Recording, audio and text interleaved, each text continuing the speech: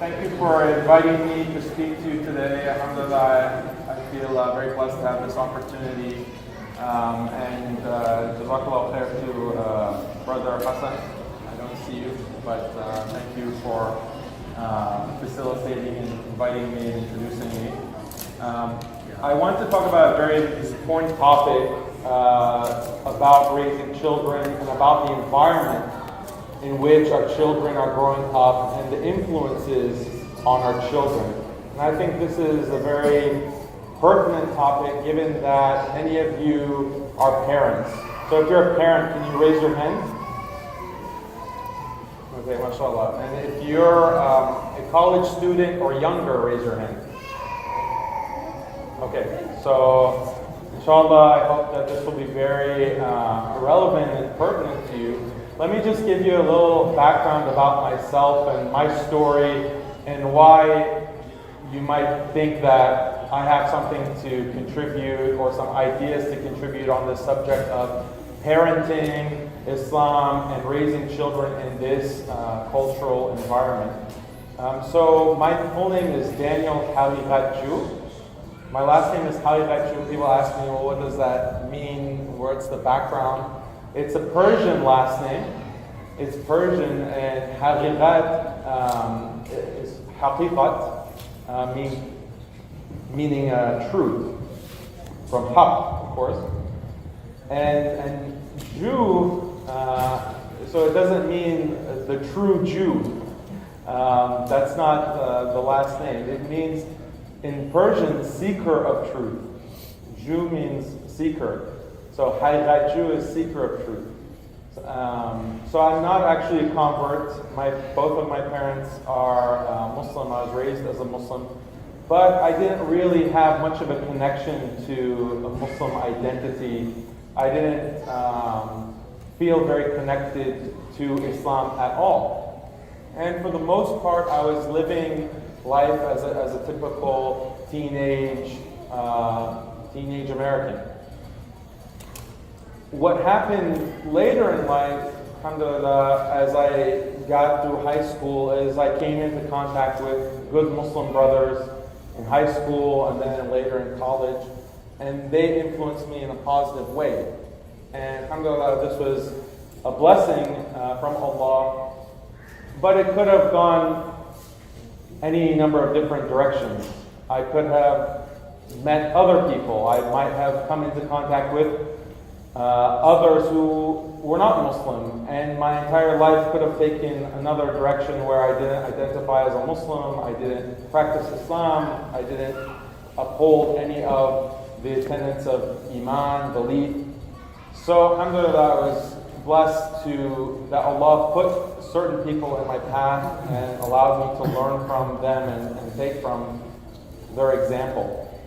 I ended up going to Harvard University for my undergraduate studies. I studied physics and I studied philosophy.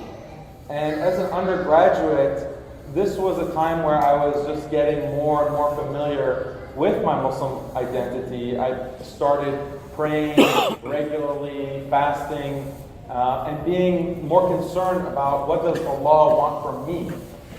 How am I going to stand before Allah and answer for the way that I'm living my life? And that was a consciousness that came in this period in college. But at the same time, I felt a large wave of attack on my faith and attack on my Muslim identity. This was through my classes. So as if you're in college or you've been through college, you know that there is a large secular influence, an atheistic influence in college. And so I felt that pressure. I felt Islam specifically was being attacked. This was happening in the Islamic studies departments, in philosophy departments, in cultural study departments, and just on campus in general.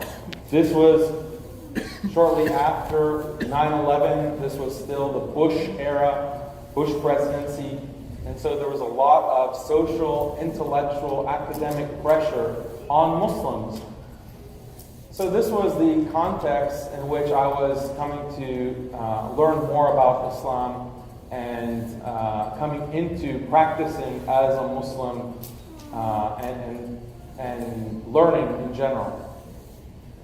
So I felt pressure, but I responded to that pressure by wanting to learn more. Well, Islam has this to say about life.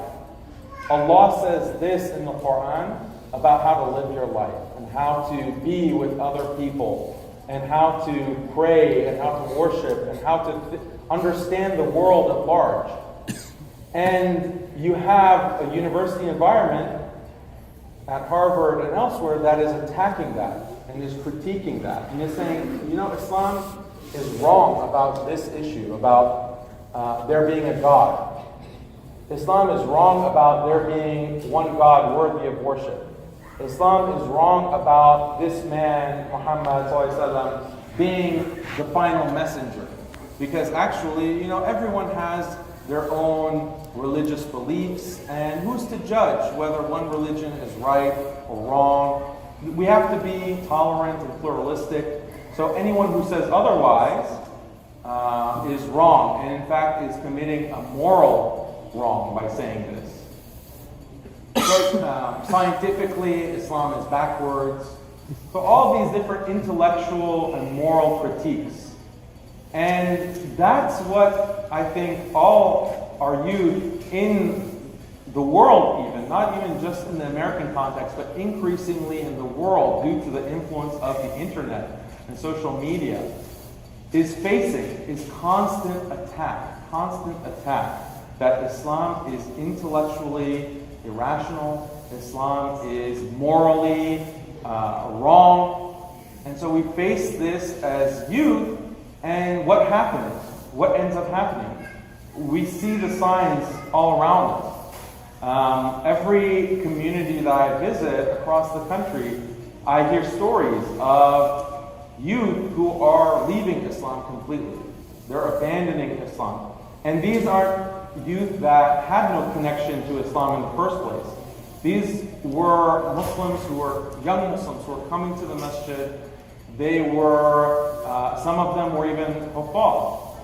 They had memorized the Quran. They were leading Taraweeh in Ramadan. And there was even one story where I was in New Jersey and this mother came to me crying that her teenage son, he had studied in one of the best Islamic schools. He had gone overseas to Turkey and had studied, he had finished memorizing the Quran. And then he went to college, and by the end of his freshman year, he had left Islam. He had decided that, Islam doesn't make sense. I have these issues, and he could list them, 1, 2, 3, that don't make sense to me, and I don't understand how a prophet of God could come and teach this, and this, and this. And I don't accept that, so I can't be Muslim anymore. So there's a certain percentage of our youth who fall into this category where they completely leave. There's another larger section of our community that they don't know what they don't know. They don't recognize that their iman, there's a problem with it. There's a problem in that they don't believe the right beliefs. They have the wrong beliefs about Allah. They're influenced by other ideas that are found within society.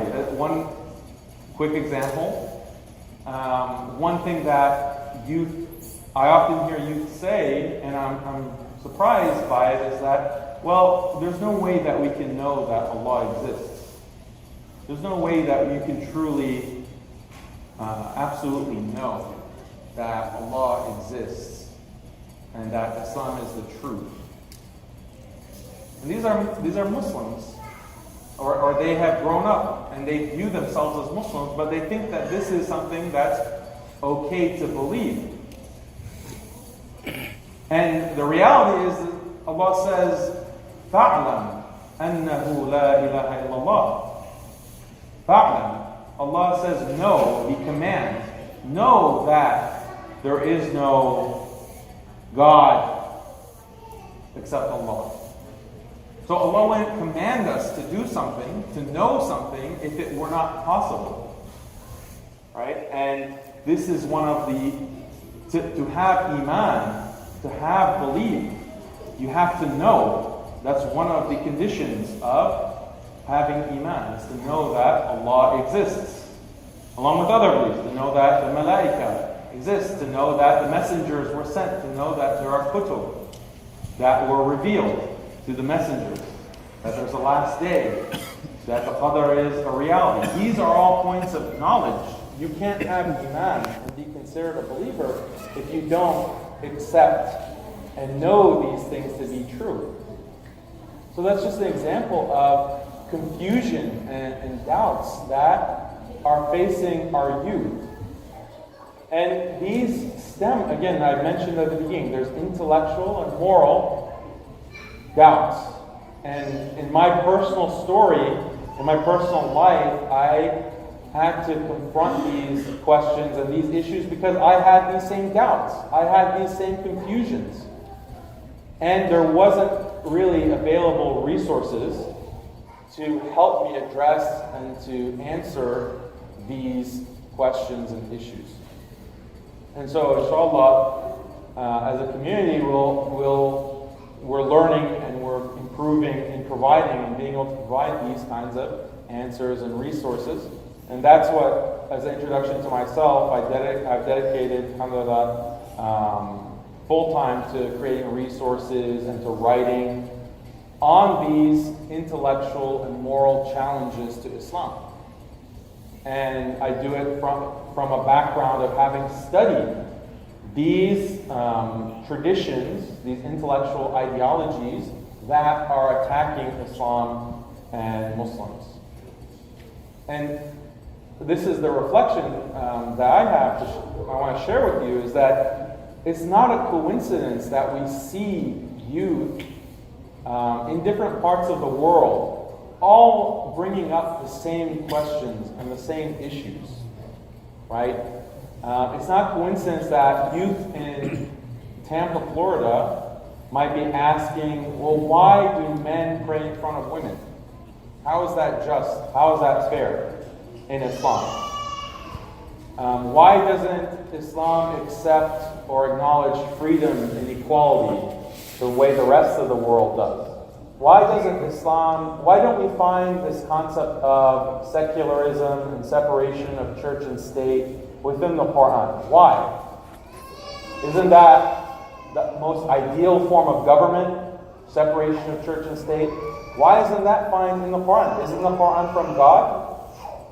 Doesn't God know what's the best form of governance? We grow up in the school system here learning that separation of church and state is the ideal form of government that provides the most justice for the most people. Why isn't that found in Islam? Why doesn't Allah clearly spell that out in the Quran? These are some of the questions that arise. But it's not just local to Tampa or to the United States or to North America or to Europe. It's all over the world. All of these shubuhat, all of these doubts. You can find the same exact even expression of these issues as far as Indonesia, Turkey, South Africa, and America, all over the world. So is this a coincidence? Is this just chance that everyone's raising the same issues? No, it's not. It's all based from the same root.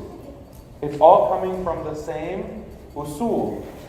There's standard ideologies that are taught and exported all across the world. Just like TV, satellite, and internet is broadcast all over the world and everyone is consuming the same kinds of things, these ideologies and these philosophies have been exported and transported all over the world, and they've colonized and affected, brainwashed, indoctrinated the Muslim mind. So if there's a systematic, what I'm trying to get across to you is that this is a systematic problem. It's a systematic problem. I've shared my experience, and I'm sure any of you who are younger especially have also experienced these things in your life. And if there's a systematic problem, you have to have a systematic response. If there's a systematic problem, you have to have a systematic response. If your opponent is playing chess, you can't play checkers, right? You have to play the same game. You have to be able to match wits with your opponent in order to respond to your opponent and to beat your opponent. So how are we going to respond to these challenges unless we also have a systematic approach and a systematic response? Otherwise, if we don't have a systematic response, we have to just address one issue today, and then tomorrow another issue comes up about women's rights. Next day it's about secularism. Next day is about LGBT in Islam. The next day, every single day there's going to be a new issue, a new controversy, a new source of doubt. And we're just, playing whack-a-mole. You know whack-a-mole? Right? And it's a carnival game. You just, one mole head comes up, you whack it. Next one, you whack it, and so forth. This is not productive. This is not an intelligent approach and response.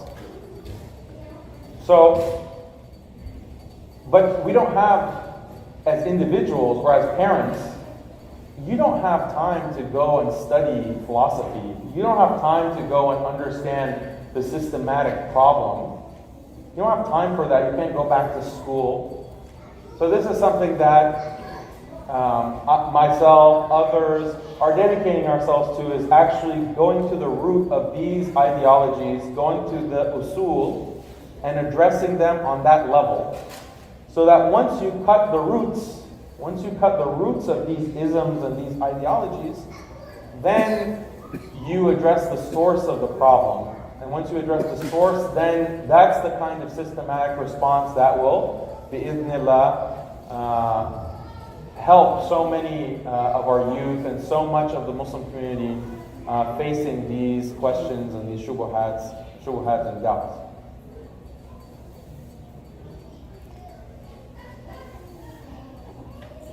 One thing that I want to address now is this question of intellectual approaches to Islam. How do we intellectually address doubts? Does intellectual revival have any place in Islam? So let me tell you a story of the greatest general that the world has ever seen. Who is the greatest general of history? Khalid ibn Walid. Have you heard of the Sahabi? Khalid ibn Walid.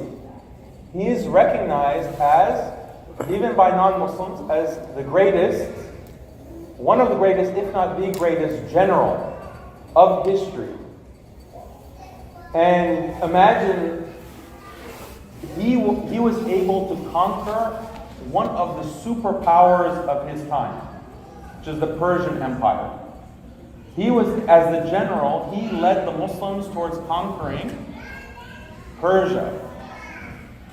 And even he could have, Allahu Alam, but he could have even conquered Rome, which was the second superpower of the time. Persia and Rome. And his military prowess and knowledge was world-renowned by that time. By the time he had finished with the Persians, everyone knew Khalid ibn Walid. He's one of these Arabs with this new religion. And he's conquering everyone. And so he had even struck fear into the hearts of the Romans, because they were afraid that they were going to be next. They were going to be the next ones that are conquered by the Muslims. But, that didn't happen. Khalid ibn Walid's career was cut short. But his life is something that we should reflect on. His life is something we should reflect on. And how he became Muslim is very interesting, and this is where I want to put emphasis, is he had actually been the main person that had given the Muslims defeat in the Battle of Uhud. He was actually the one that caused the Muslims to lose in the Battle of Uhud. And after that, he started slowly having doubts about the religion that he was upon and his alliance with the Quraysh. And he slowly started considering Islam because his brother had become Muslim. And his brother had said something very interesting and very important to him. His brother told him that it amazes me that someone as intelligent as you does not recognize the truth of Islam. Someone as intelligent as you has not recognized the truth of Islam. And so that started to get him thinking that, well, I do consider myself intelligent. Why don't I see that Islam is the truth? I feel this attraction to the Prophet ﷺ and to Islam, but he wasn't entirely convinced. But then the Prophet ﷺ told or asked Khalid's older brother, Walid ibn Walid, where's Khalid? Where's Khalid? Because someone as intelligent as Khalid should recognize the truth of Islam.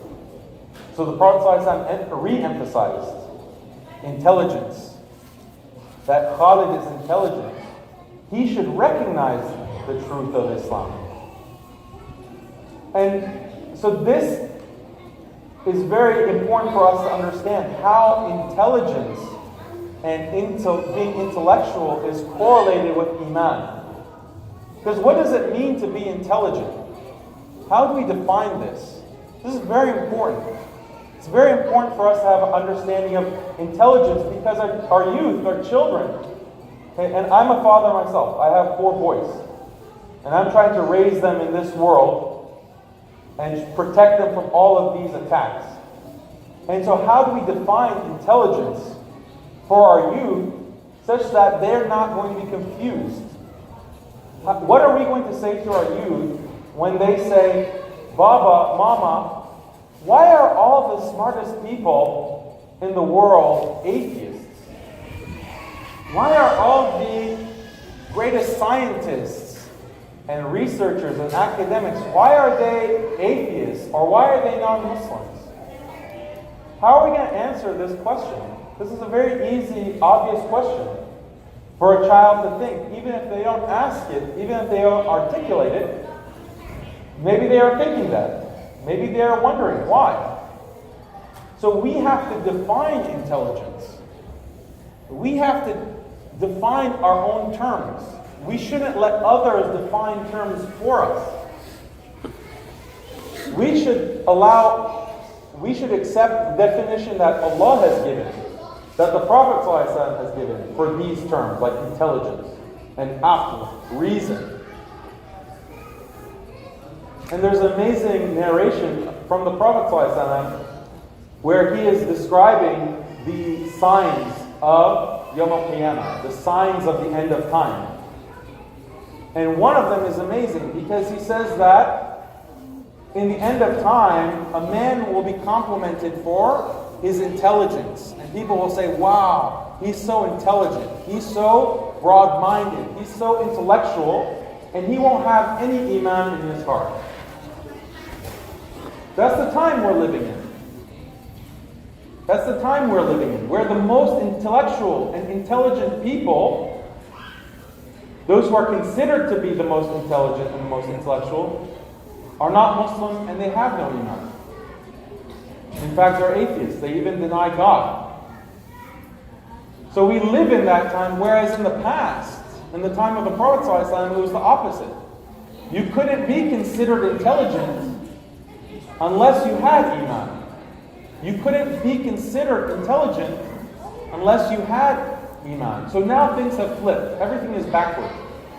And this is proven in several different ways. One is the example of Khalid ibn Walid, that the Prophet ﷺ was amazed that someone so intelligent was not a Muslim, was not a believer, had not recognized reality, because that's what intelligence is. Let's define intelligence. Okay? Intelligence means recognizing reality, seeing reality. And what is the greatest reality? Al-Haq. It's Allah.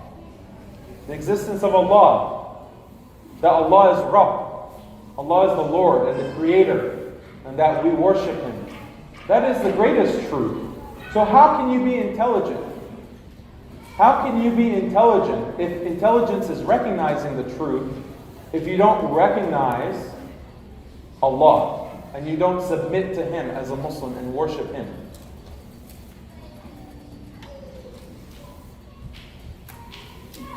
And just as a caveat, when I was growing in my understanding of Islam, it's a learning process. So just in case someone is not in a position where they have fully understood and accepted with yaqeen, with full certainty, all the tenets of Islam and Iman, the pillars of Iman, you shouldn't be worried that, oh, well, am I not a Muslim now? Or, ooh, maybe I have left Islam. So any of our youth who are facing those kinds of doubts, just because you have doubts now doesn't mean you're not going to learn more. So you should always seek knowledge and not feel like your Iman is at stake or your Iman is going to be lost just because you don't have full certainty in yaqeen at this time. Everyone is working on their Iman, and as the Prophet ﷺ said, you go through different levels of Iman at different times. You feel different levels of closeness to Allah at different times. So I just want to put that out there as well, without taking away from what I want to highlight and emphasize, which is you cannot be considered intelligent without Iman. And this is what we need to teach our youth, so that they understand from a young age who are their role models. Who are their role models? Who do they consider intelligent, smart? Who are they looking up to? Are they looking up to atheists, those who deny God, those who deny Allah, those who deny Islam? Or do they have scholars of Islam as their role models? Or the Anbiya? Do they understand that the Anbiya are the most intelligent of all creation? The Prophet Muhammad sallallahu alaihi wasallam, Ibrahim alayhi salam, Isa alayhi salam, Musa alayhi salam. When you read their stories, you can just see their intelligence, their wisdom, their knowledge. And then look at the inheritors of the prophets, which are the scholars, the ulama. These need to be our role models, not only spiritually. This is the problem that we fall into. We say, yes, of course we respect the ulama. We respect Imam Abu Hanifa. We respect Imam Ahmad, Imam al-Shafi, Imam Malik. Of course, we respect them as spiritual, moral guides, leaders, intellectuals. But we don't consider them to be geniuses. We don't consider them to be intellectual role models. This is the problem that we have, where intelligence has been defined for us. And we've been indoctrinated into accepting a definition of intelligence that contradicts Islam and puts Islam in a bad light. Another example is how some of our youth have accepted this idea that you need a leap of faith. To be Muslim, you need a leap of faith because you can't, again, know that God exists with certainty. You have to have a leap of faith. Has anyone heard this expression, leap of faith? It's a Christian idea. It's coming from Christian philosophy. And the idea that they had was that you cannot rationally recognize God. You cannot rationally justify God. You have to make a leap. Blindly. You blindly believe. Because reason and religion are two separate things. They're incompatible. As soon as you leave the realm of reason, that's the place of faith. And as soon as if you want to be reasonable, you have to put faith aside. You have to abandon your faith. This is how they have defined for us rationality, reason, reasonability. We have to redefine these terms in light of the Quran and Sunnah. So what does Allah say about Haqq? Many things. Allah is, in the Quran, constantly refers to قَوْمِ يَعْقِلُونَ. Right? So Allah says, قَدْ بَيَّنَّا لَكُمُ الْآيَاتِ إِن كُنْتُمْ تَعْقِلُونَ. Okay? We have clarified, bayyina, for you, lakumul ayat, the signs, our signs, if you reason, if only you were to reason. Okay? Inna fi dhalika laayatin liqawmi yaqilun. Indeed, in this are signs for those of reason. Right? Inna fi khalqi as-samawati wal ard واختلاف الليل والنهار لآيات لأولي الألباب. أولي الألباب, meaning those of insight, those of understanding. Allah uses the term أولي الأبصار, أولي النهى, أولي الألباب, قوم يعقلون, أفلا تعقلون. Don't you understand? Aren't you people of reason, reflection? Constantly reminding us that you have to be able to recognize the signs around you, in the world, in the dunya. This is not unseen. The signs of Allah are not part of the ghaib. This is a misconception. This is a misconception that we can't recognize the signs of Allah that point that, yes, Allah is one. Allah is the creator. Islam is the deen of truth. There are signs in the world around us and within our own selves that we have to recognize. It's not blind faith. If you have reason, if you have rationality, then there's only one conclusion: that Islam is the truth. And if you don't recognize that reality, then you can't be considered rational. You can't be considered reasonable. You can't be considered intelligent. So you might say, well, Daniel, why don't you distinguish between a dunyawi sense of intelligence and a spiritual intelligence? Daniel, why don't you recognize that Stephen Hawking or Albert Einstein, weren't they intelligent? Weren't they intelligent as well? How can you deny this? But I do deny this. We must deny this. Their intelligence, if they can be called intelligence, is far from complete. They can't be considered intelligent when they see the world around us and they don't reflect and they don't understand that this didn't just come from nowhere. That this is not for no purpose. How can you think that? How can you understand your own purpose as a person? Everyone has goals. Everyone has aspirations in our lives, in our personal lives. Right? You might have a job. You might be going to college. You might be in high school. But you have a goal in life for yourself. How can you, when you're located, when you're within the universe, How can you have a purpose, but the universe itself has no purpose, has no direction, has no end? How does that make sense? Where does your purpose come from?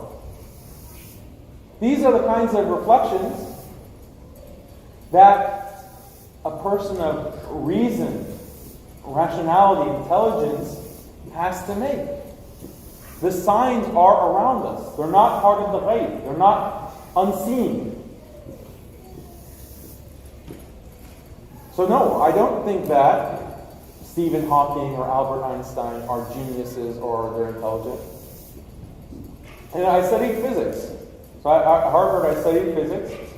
And some of my professors and advisors were Nobel Prize winners as well. They were considered the top physicists in the world. I talked to them, I interacted with them, I took classes with them. I wouldn't consider them intelligent. The way that I think about their abilities are that they're savants. What, have you heard of the word savant? It means someone who has a very particular skill that's super, super specific. So in chess, for example, you can have a chess savant. Someone who's very, very good at chess. And you'll see them, they have events where there will be 50 people who come to play chess against one person. And that one chess savant, chess genius, will play all 50 people at the same time, blindfolded, and win 50 games. So this is a savant, meaning this is some unnatural, highly unusual ability that they have in chess.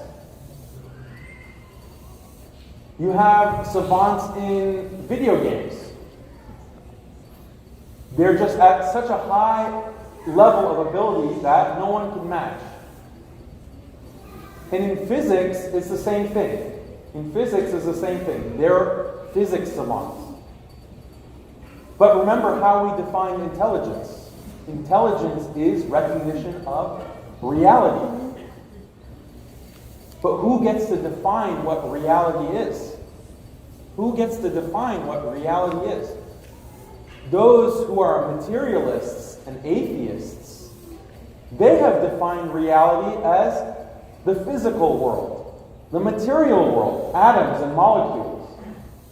They assert, dogmatically, blindly assert that there is no higher reality beyond what we see and touch and feel in terms of atoms and molecules.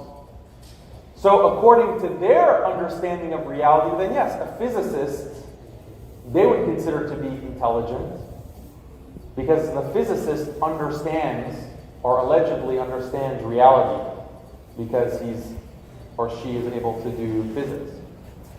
But we don't have to accept their definition. We don't have to submit to their definition of what reality is. Why would we? Why would we? Their understanding of reality changes every generation. I studied physics, I studied the philosophy of physics and science. The scientific reality in the time of Isaac Newton is very different than the scientific reality 200 years later when Albert Einstein came. And he redefined physics. And then later it was redefined again. And again and again. Science goes through revolutions. Science changes in big, significant ways. And your entire conception of what is real undergoes massive shifts. We're talking about atoms and molecules. Well, the physicists today, they say an atom is an illusion. An atom is an illusion. That's old talk. That's old science. Now we know the reality is not about atoms. It's about quarks. Quarks, the subatomic particle that they call quarks, and hadrons, and bosons, and the Higgs boson, and so on, all these different particles. That's the reality. And then there are even other physicists who say, no, the reality is strings. It's not even particles, it's strings. That's the reality. So even amongst themselves, there's khilaf. They disagree, even amongst themselves, on what is reality. So why should we accept those who they're just engaged in speculation, fun? They have no certain knowledge. But we have certain knowledge. We have revelation. We have the Quran. We have the Sunnah. This is what we should anchor ourselves to intellectually. This is what we should anchor our definition of intelligence. And as parents and educators, we have to plug in our children and our youth into these definitions, into these concepts. We can't let others and other ideologies define the terms for us. We have to play the same game and better than that.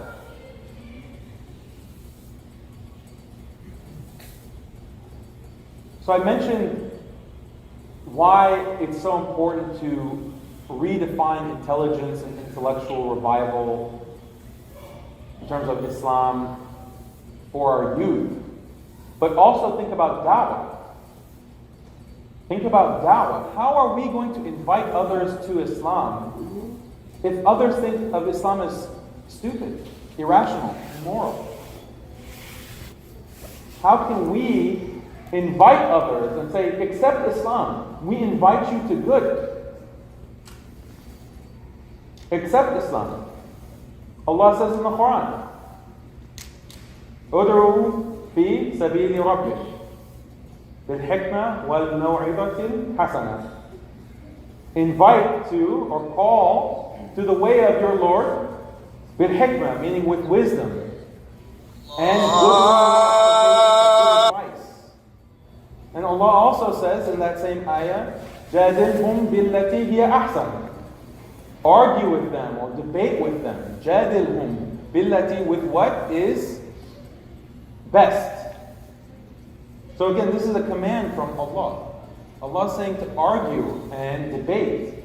And Allah wouldn't command us to do something if it were not possible. You see, the thing is that some people today, some Muslims, will say that, look, we have our religion, they have their religion, we are just going to practice and keep to ourselves privately. We don't need to argue with anyone. We don't need to try to convince anyone of the truth of Islam. It's fine. And they can insult us and they can attack Islam. That's fine. We're just peaceful. We're in our own corner and we don't need to engage. This is wrong. This is a big problem because our youth are going to slowly leave because you can't be told over and over and over again that what you believe and what you subscribe to in your life is irrational and immoral. You can't hear that over and over again and maintain your iman. It's slowly going to cause you doubts and then you're going to have problems, big problems. And then, like I said, we can't do da'wah. How can we call people to Islam if we don't respond to objections, if we don't respond to attacks? If I come up to you and I say, and I start insulting your mother, I start insulting your father, I say that, look, your mother and your father, they're stupid, they're irrational, are you going to say, oh, okay, and walk away and not respond? Not even have the bravery to say, no, that's not true, not even to deny them? No, of course, you're going to be emotional. You're going to say, no, that's not true. Don't say these things about my mom or my dad. How come we don't have that sense of ghairah, that sense of protective jealousy for Islam? How can we allow others to constantly attack and we have nothing to respond with? So it is our duty to have intellectual responses and to challenge our opponents. And we do this first and foremost by defining our own terms and setting the frame of our discourse.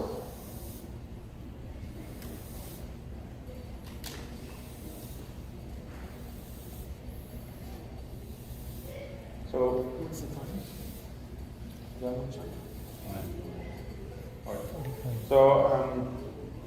let me wrap up then, inshallah. When it comes to practical things to do with your children, I think it's very important to control the sources of information. The sources of information. It's a very easy idea, but it's difficult to implement. As parents, do you know what are the primary sources of influence on your children? Huh? Social media? TV? Okay, that's very generic. Because do you know what on social media or TV, do you know what your kids are watching? Do you know who your kids are following? Do you know those details? My point is that it's very difficult to keep track. And especially as they grow older, but for younger children, that's when we have to start setting good habits and having a very solid grasp of what are our children consuming? Who are they following? What are they reading? What are they watching? And if you don't have good channels of communication with your children, they're not going to tell you. They're not going to tell you these things. So you're going to be in the dark. You're not going to know. And so you don't know what you don't know. If your child has doubts about Islam, they have these questions, most likely they're not going to come and talk to you about it. Right? And then, may Allah protect us from this. One day they come and say, oh, guess what? I'm not praying anymore. I'm not fasting. Or I don't feel like going to the masjid anymore. It's not really my scene. And then you wonder, well, what happened? 12 years of Islamic school, right? Because Islamic school is just 8 hours a day, maybe 40 hours a week. But what about the rest of the time outside of school? The rest of the hours of the week? And even within Islamic school, what about between classes? What about under the desk with friends? There are all these influences. And I know that you know all of these things. You're aware of these influences, but it's good to remind. It's good to remind that what is the most concerning is the ideologies that are being transmitted through these media, through social media, through internet, through TV, through movies, through music. Through music, right? So many different messages that are embedded. They're hidden. If you don't know what to look for, if you don't know what these ideologies are, you're not going to recognize them. So, I think that we as a community have to dedicate resources to understanding what these ideologies are. What is the source of these doubts? What are the source of these questions? So that we can inoculate. Just like there are vaccines. We use vaccines to prevent the possibility of infection. Okay, so we have to do the same thing intellectually, ideologically. How do we do that? That's a question that I can't give you the complete answer to in just this short session. Inshallah, in December, Brother Hassan is organizing a program where I'll be coming back, inshallah, to Tampa and teaching an intensive, 5-day intensive, where we go into all of the major ideologies that are attacking Islam and affecting youth and the entire Ummah, actually, in detail. We talk about atheism, we talk about materialism, we talk about secularism, we talk about liberalism, feminism, LGBT, evolution, all of these things in depth. And we spend 8 hours a day for 5 days on these topics, where not only we try to understand these ideologies, because that's easy. If anyone can understand these ideologies, If you have the time, you can read about them online. But it's not just about understanding the ideology. You have to take the extra step of showing how Islam is superior, how Islam provides the superior option, how Islam is more rational, Islam is more moral than what the secular scientific world has to offer. Because if you give youth two options, this is Islam and this is all of these popular isms, and you don't explain why one is better than the other, then they'll just choose whichever one is most popular and which one is more easy to accept. You have to take the extra step of actually justifying. So inshallah that will be in December, and I think Brother Hassan will explain some of the details of that. And may Allah make us people of haqq. May Allah protect our youth and our children and guide them and protect them from shubuhat and doubts and give them full confidence and yaqeen and keep them on the straight path. Ya Rabb. Ameen. Subhanallah. Sure. Do you want to have any questions? Questions or comments? Go ahead. I enjoyed every minute that hour you were talking. I think it's great. Jazakallah khair. Go ahead. How about sisters if they have questions? They can. You have mentioned Hold on, any questions? No, that's Okay, if sisters have any questions, they can text Brother Hassan.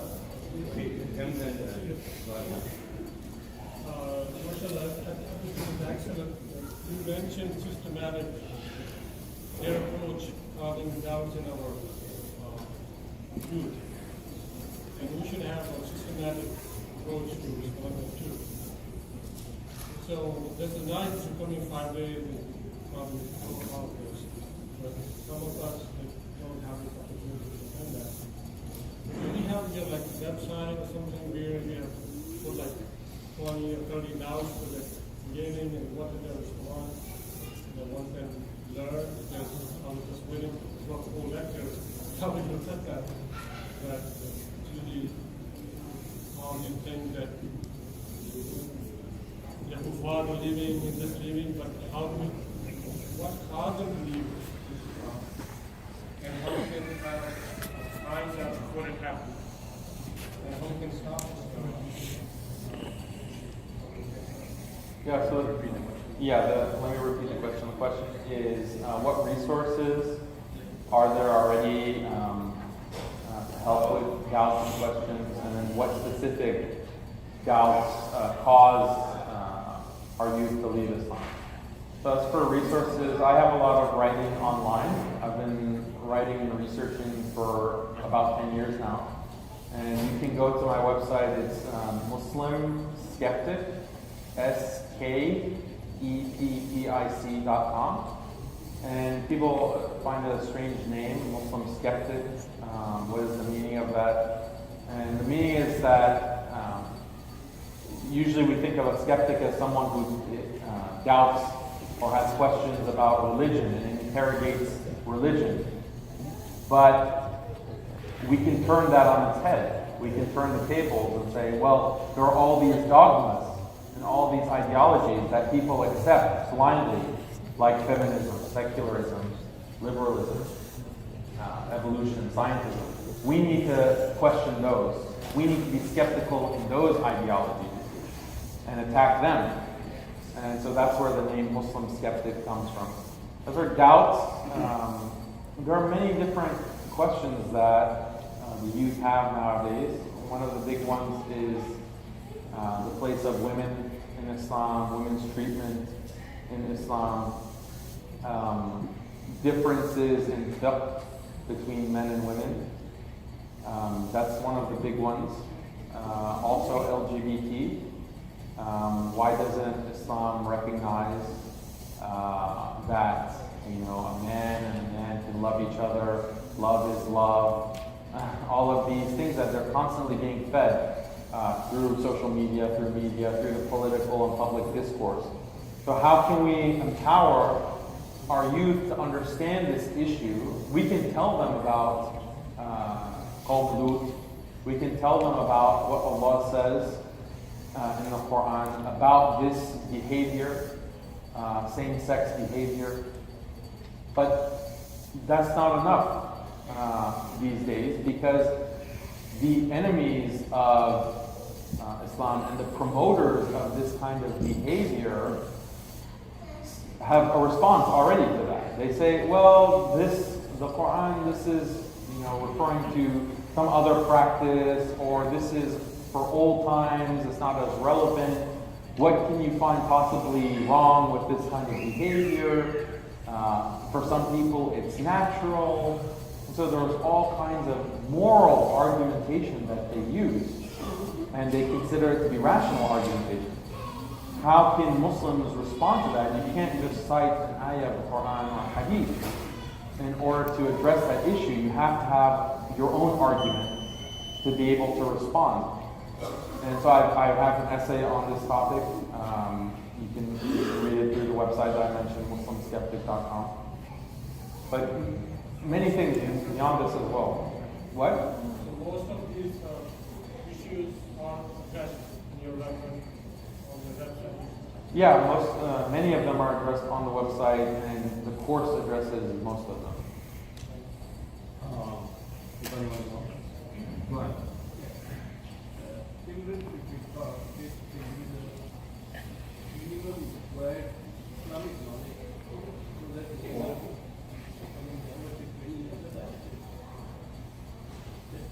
cannot be in our curriculum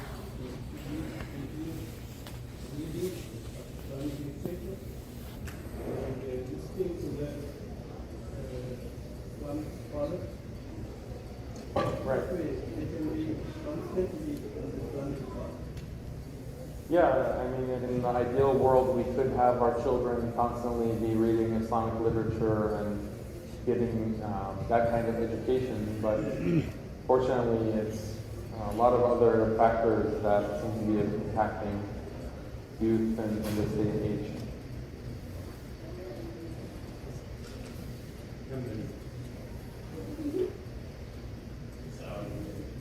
Why or something? One thing I was going to ask, I think in our society, one of the most elevated things is the human mind, and human mind being the ultimate criterion for what's right and wrong, my rationality, my reasoning, my logic.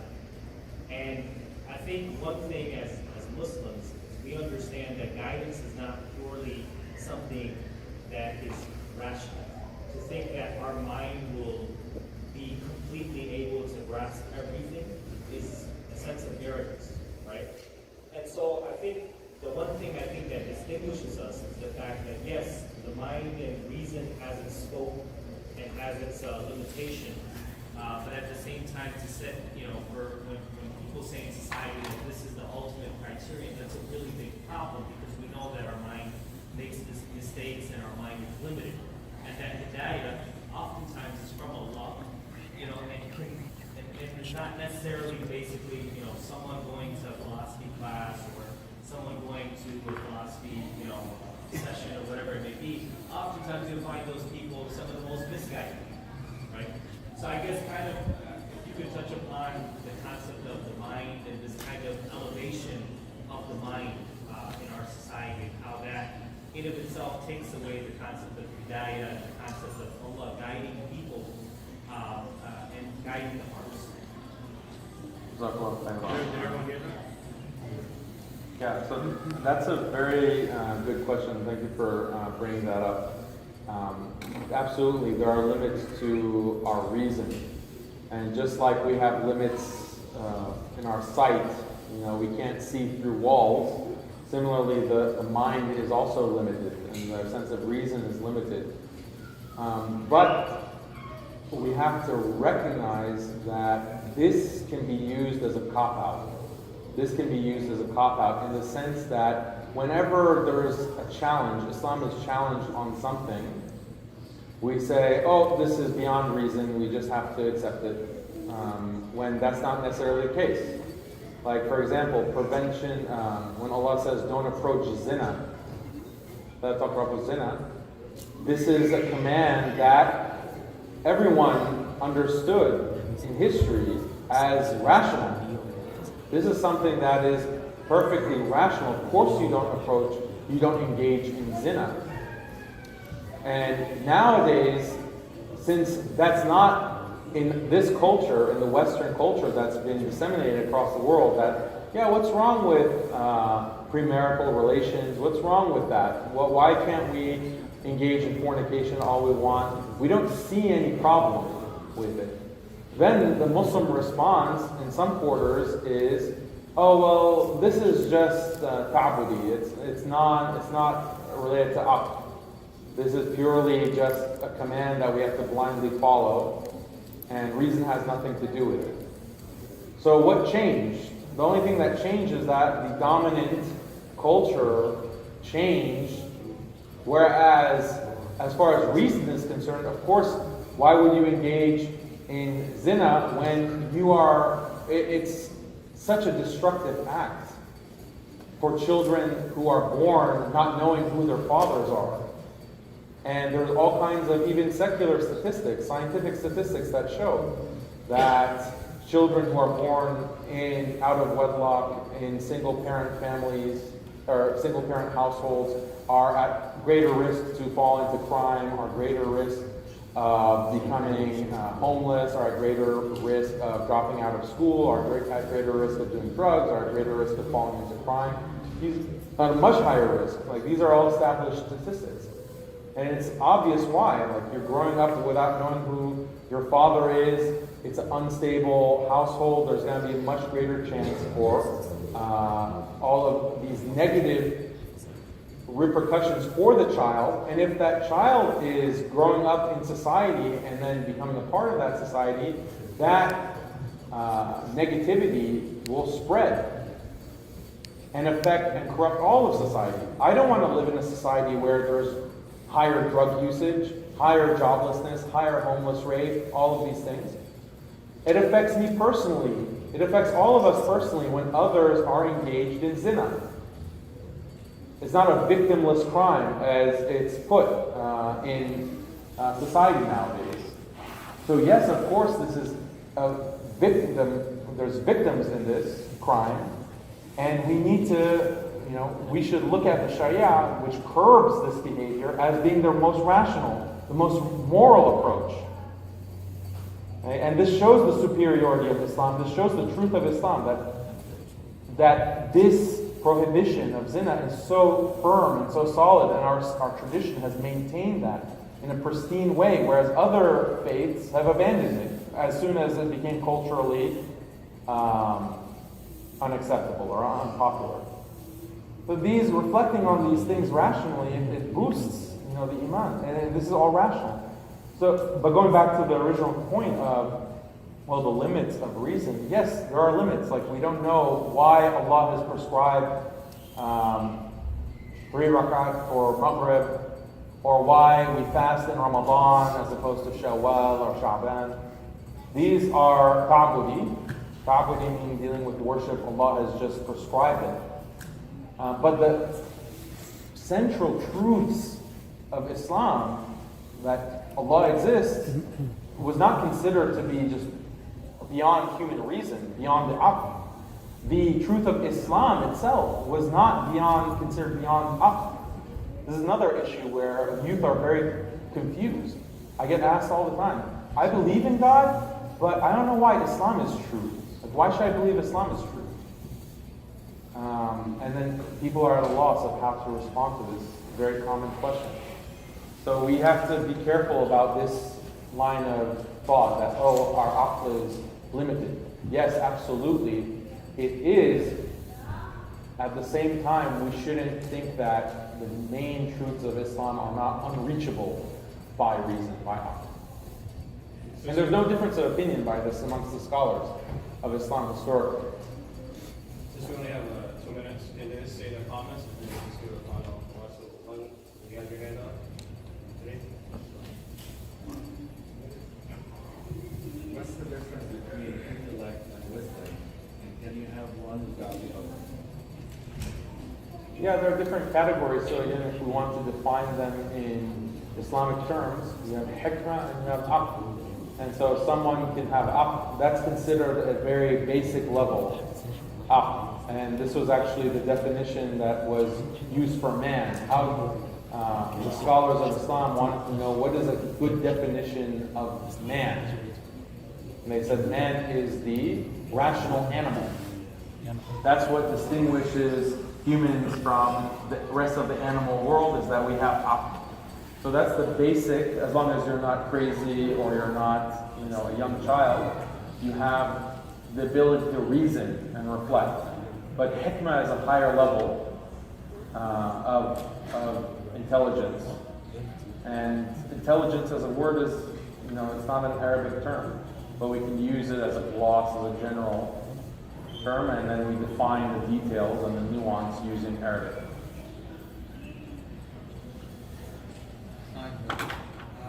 My comment was, I went to Islamic school here, a lot of brothers here went to Islamic school, and we graduated early 2000, and we never ever heard of anybody from our school or anything leaving Islam, ever. It was never, or even any of the schools mentioned it. But within the last couple of years, some of the graduates of our Islamic schools here have left Islam, And so, I've been trying to figure out what's changed in 15 years, 13 years that could, cause this. I mean, I found some research of, there's documents out there that, that they're,